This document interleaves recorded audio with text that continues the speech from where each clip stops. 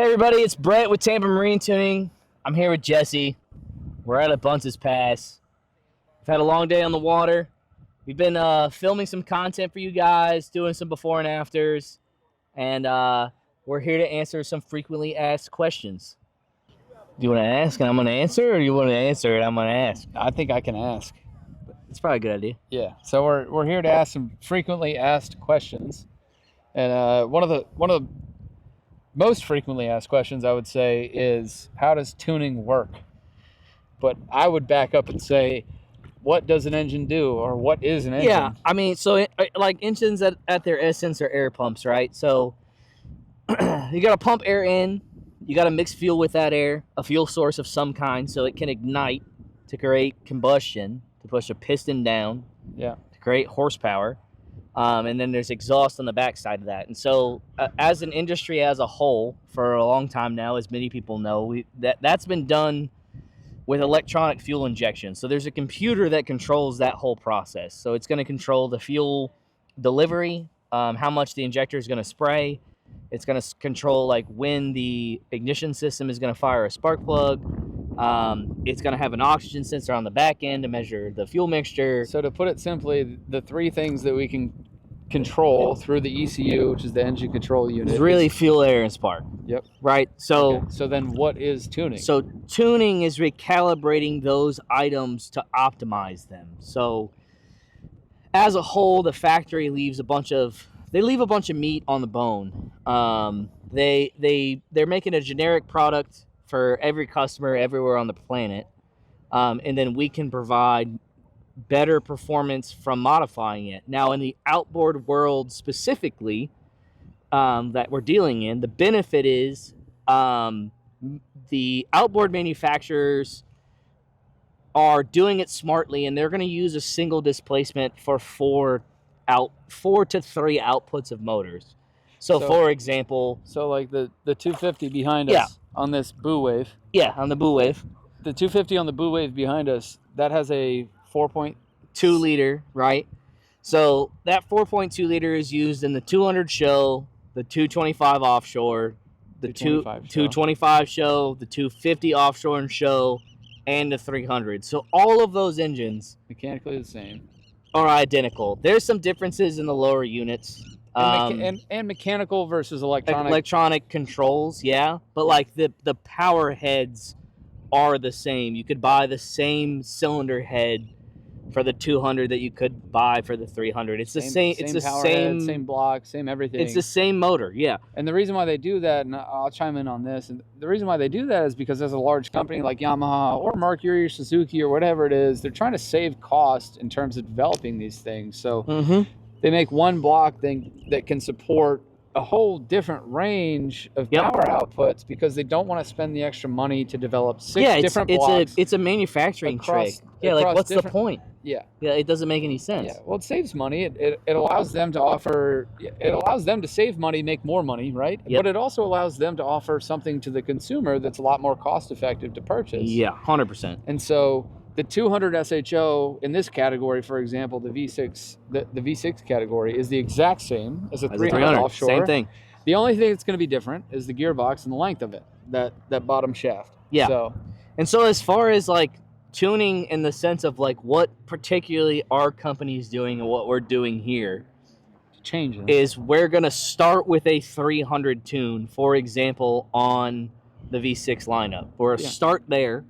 We're going to flash that into it, but then the fuel and the timing mixtures and some throttle control stuff and some variable cam timing stuff, if it's applicable, are going to be changed. And so what we're going to do is we're going to bring it to 332. So we're going to improve a 300 tune by 32 horsepower. But we'll improve a 200 tune. Right, by 132 horsepower. Exactly. That's the idea. That doesn't mean that we're pushing the 200 it's past capable its limits. It's already capable of running the 300. 100%. But we're only bringing it past that 32. And the way that we do that is with, again, fuel, air, timing, and spark, or timing, to get it that extra little bit. And the only difference between the requirements of what we're doing and what the factory is giving you is the fact that they assume that people are just going to run shitty gas Yeah. in there. And sorry for cussing, but gas is one side of it, but then also they're making those 4 different engines because they got to meet a Coast Guard standard for boats. So like the sticker on the everybody hull has access to at least 89 octane for fuel sure, as well. for sure. But the sticker on the hull has to match the sticker on the cow, right? And nobody really cares past that once it leaves the dealership. You can kind of do whatever. Obviously, if you had a 300 horsepower motor on a 12-foot skiff at your local watering hole, the local authorities may have a small problem with that. But if you could pull it off. But for the most part, like it's a Coast Guard regulation from the 80s that kind of limits these manufacturers into certain things for certain holes. For good reason, too. You know, if you're a first-time boat owner, you probably shouldn't have a 332 horsepower motor on your 20-foot bay boat. Yeah, right? Yes, but I if you're agree. a guy that's seasoned and you need a little bit more giddy up, and you also want to do 70 miles an hour. Yeah, then... the problem is you get into these really weird boats where you get into weird sizes. So we do a bunch of like 22, 3, 4 foot center consoles, bigger ones. Yeah. Where they have twin 150s, and they're dogs. They're just so underpowered. And that boat's option's a single 300. Yep.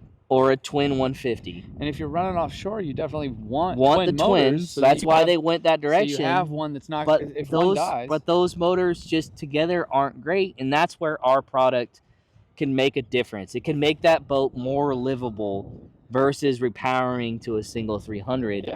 And it can do it at a fraction of the cost. And that's really what tuning is. It's just hopping up. It's reprogramming the ECU to hop up that motor to make more power, more torque, better fuel economy, and safely. Yeah. To get you to the point where it may be more livable for you at the end of the day, and cost efficient too, because the only other option is your boat is down for, I don't know, anywhere from 4 to 10 weeks, depending on where you live. 100%. And you're out a couple $1,000s trying to repower this thing to get it where you want. Oh yeah, that's one of the beautiful things about our product. Where like on the tuning side, like with what is tuning, it's like this product is it's the quickest turnaround of anything you could do to your boat. There's not and I dare anybody to challenge me otherwise. There's not a single thing you could do to your boat that will take as little time as this. If you are local to the Tampa area, it can be done in 20 minutes. And if you're not, it's going to be done in 3 to 4, 5 days. Where if you want sea deck, 2 weeks. If you want a power pole, 2 weeks. And that's like if your marina's not backed up. If you want trim tabs, 2 weeks. Like if you leave your boat at a marina, it's going to cost you thousands of dollars and take weeks to get done. Yeah. And this product is not that. It is a very quick turnaround, which is a different thing for this industry, because most guys expect this stuff to take a long time. And depending on what motor you have, we can get you an unbelievably massive difference in the course of 20 minutes. Yeah. And it blows most guys' minds, man, because you got to leave your stuff at a marina for so long to get that done. All right, so we took 8 minutes to answer one FAQ. It was 12 minutes. Another frequently asked question we get is, what are the benefits of tuning? Obviously, I know the horsepower, but what are the other benefits of tuning? Yeah, there's more horsepower at the big end, and throughout the rev range typically. There's more torque available, especially throughout the rev range. But I would assume that my miles per gallon or my gallons per hour goes down because we're adding more power to it. Right, and that's an incorrect assumption, right? So at the end of the day, if we're making an engine more efficient, it will make more power. So you're saying when you add more power to it, as long as you're not putting anything mechanical on it, you're not physically changing anything, You're making it more efficient. It's going to be more fuel efficient. And so because it's more efficient, it's going to use less gas. Exactly. Yeah. And so specifically, it's basically a win-win-win on all sides. So it's more horsepower, more torque, better on fuel economy, and as a benefit, if somebody's unhappy with the performance of their boat, going the tuning route is far more cost effective than repowering. Yeah. So it may not get you quite to where you're happy with your setup, but for a fraction of the cost, repowering, you can try it, and it may get you to where you're happy with your setup. It's still going to save you fuel economy in the long run. 100%. So exactly. So even if you repowered, it's like 100 hours. In 100 hours, the tune pays for itself. 100%. Yep. Yeah. So you're getting more horsepower, better hole shot, more torque, better fuel economy. There's really no downside to doing it. There's no downside to trying it if you're thinking about repowering. It's a good first step because it just makes total sense. It's all wins at the end of the day, and it doesn't affect reliability or longevity in any way. I'll tee this into, if I'm thinking about repowering, what should I do? Reaching out to us is a good bet. So as far as repowering goes, we can give you some recommendations on as far as like maximizing costs to outcome ratios. So like, for example, I've got a 4-cylinder on my boat. I'm thinking about getting a 250. You call us. Yep. We answer the phone. I'm going to tell you, all right, if you're thinking about putting a 250 on your boat, Yamaha, I'm going to tell you if it's accessible, I would tell you to get a 200 SHL. Yep. Because that 200 can be brought to 332 horsepower, just like a 250 if you're looking for an offshore. Yeah, that's what I'm saying, 225. But like that's the thing is like the way the lineups break out, it's just better to reach out to us because like so many of these motors get brought to the same exact horsepower level.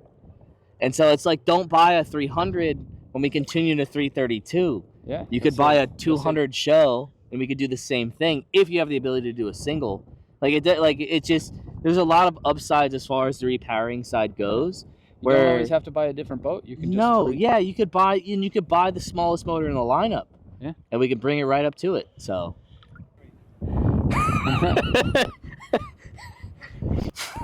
ask me. So how can these tunes help? And how can they help on the fuel economy side? Got it. So it's a big question. We already answered it before, but I'll cover it quickly. So most people would think if you're adding horsepower, adding torque, like increasing the power output of the engine, that fuel economy is going to be hurt. But as long as you're not adding or changing anything mechanically to the engine, there's not going to be a decrease in fuel economy. By adding power, you're actually making it more efficient. And so how you gain the fuel economy is adding power to the engine allows it to cruise at the same speed at a lower RPM. So if before, for example, you were cruising at 4,000 RPM at 30 mile an hour, you might be able to do the exact same thing. So you might be able to cruise at 30 mile an hour at 3,500 RPM. And because the engine is turning less, you're going to be using less fuel. And so, the other thing is fuel economy in this sense, at least, right? So it's going to be using less fuel. Your fuel tank size doesn't change. If you got a 60-gallon tank, it's going to cost the same to fill up today as it is going to tomorrow. Well, tomorrow's probably more expensive. Yeah, probably tomorrow's more expensive. But what that really is going to do is increase your range, right? So it allows you to use your tank of fuel for longer, which is going to, hurt your wallet less. But for the guys that are out there, fishing tournaments and going out a long ways, it also increases your range. So fuel economy means more than saving money, because for some people, money's not an option. We understand that. Yep. We're not those guys. Fuel economy means something to us. I want to save money, but for the guys that it doesn't, you got, your big 30-foot boat with trip 300s on it. That fuel economy actually equates to range. Yep. You get to go farther, faster, and use less fuel. Especially for like tournament guys, like that's what we found, right? For like sure. Guys that fish tournaments, like really big tournaments, so they have like a wide range in which they can run. Yeah, they're able to do that Verde, more effectively. And he saves, by our calculation, he saves about $10,000 in fuel during snapper season, which is not that long. But that goes straight to his bottom line because he's a captain. Yep, You know what I mean? 100%. So another really common question is, do I have to reprop after I get the tune done? I'll take the first part of this question. And so your prop, a lot of people, obviously there's the diameter, but there's the pitch also. And the amount of blades too. Yeah, the amount of blades as well, but the pitch. So say you have a 15 pitch prop. What that means is every rotation of that prop, it should be moving your boat 15 inches forward in the water. And so that is designed with the horsepower of the motor, weight of the boat, drag on it, to put you in a specific spot where it is optimized for the performance of the boat, so that when you're moving forward, you have a minimal amount of slip. And so that when you're at max throttle, you are spinning in the optimal range of RPM for that boat. So when it comes to, do I have to reprop, a lot of times the question is actually answered with a question first. And we ask you, well, what are you running at wide open throttle on your current setup before the tune? And so if I said, Brett, hey, I've got a 200 SHO, or I've got a 150 offshore, and I'm spinning 5,800 RPMs at wide open throttle, do I need to reprop? What's the answer most likely going to be? Well, did you say 150 SHO or 150 offshore? 150 offshore. Offshore, like, it depends. Like, some of them, if we're gaining less than 50 horsepower, it's not as common, but it depends on where you start. So if you're not currently running in an optimized zone, it's going to make a difference. Yeah, if you're running less than 5,800 RPM, for example. Yeah. I'm running at 5,500 RPM. Do I have to reprop? The chances probably are... not, because No. you're below, we're going to get you more power. But if you're running at 6,000 RPM, like, you're on the top end range of what most of these motors are going to be at efficiently. Yeah. And if we're gaining you, I would say, any more than 50 horsepower from the tune, you're going to need a reprop. At the end of the day, really one of the best things that we can do is, and what we tell most customers is, like, go ahead, you have your numbers, like, you know what you're doing, buy the tune, see what it does. And then from there, either report back to us and we can give you a recommendation on if you should reprop or not, or, like, report to your local prop guy. Like, we use Canet Prop Gods a ton. Yeah. And so, you know, a lot of times I tell our customers, I'm like, yeah, man, like, that's too high or too low. Like, you need to talk to Ken and figure that out. Usually, low is not as big of an issue, because we're going to, by getting you more power, we're going to move you up in the RPM range. Yeah. But if you're already on the top end, or you're too high, or if you're, like, perfect, for example, like this 250 show behind us, like, it's perfect. It may be too high once we do the tune. It may need a pitch size, like a degree of pitch added. Yeah. So I would love for it to be a one-size-fits-all answer, but in this case, do I need to reprop? Unless you're too low, or unless you're gaining 132 horsepower because you've got a 200 SHO, the answer is not going to be a one-size-fits-all. 100%, And if you have a question about it, then you should call us. But if you don't have a question about it, then just see how it works. Yeah, and then figure it out afterwards. 100%. Yeah, exactly. Aside from what is tuning, one of the biggest questions that we get asked is the secondary will question. This affect my reliability? And if I'm in warranty, will this affect my warranty? So it's not going to affect the reliability or longevity at all, right? As long as you're within the regular service intervals. Service intervals, and as long as you're using the Yamaha recommended fuel. You have to be 89 or higher. You cannot run 87 octane in these boats, period. It comes that way from Yamaha. We don't change that. And if you're running, but it's more risky. Free, if you're running ethanol free, then you're going to be there. Anyways, you're going to be rec 90 octane, 89 octane. You're going to be there. So as long as you're not running 87, you know, as long as you're doing regular service intervals, it's not going to change the reliability or longevity at all. Your engine's going to do the same thing. Like, and to be honest, in these particular engines, it's not unreasonable for them to last a decade. Like, they will last a long time. We just tuned a boat today that was it had the 115 on it from 2000. Yeah. And then he repowered it with a 150. Yep. And that thing will probably last another 24 years.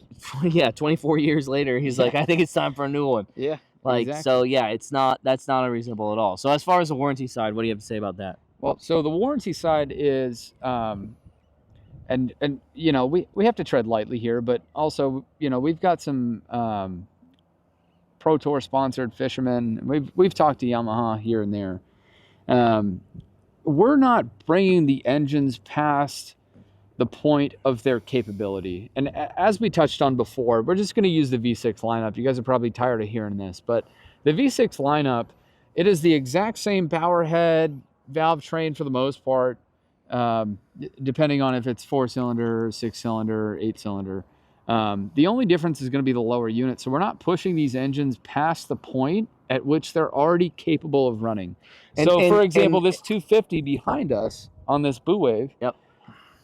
It is the exact same power head as a 300 offshore. And what that means is that when we bring this engine to 332 horsepower, we're not pushing it exponentially past its point of reliability. That engine is already designed to run at 300 horsepower.